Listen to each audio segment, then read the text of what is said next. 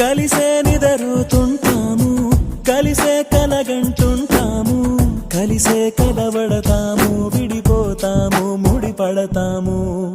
ఒక పువ్వుకి రెమ్మలు మేము, ఒక పక్షికి రెక్కలు మేము, ఒక జన్మే కాదంటూ 10 జన్మలకు ఒకటవుతాము. నా కలి చూసి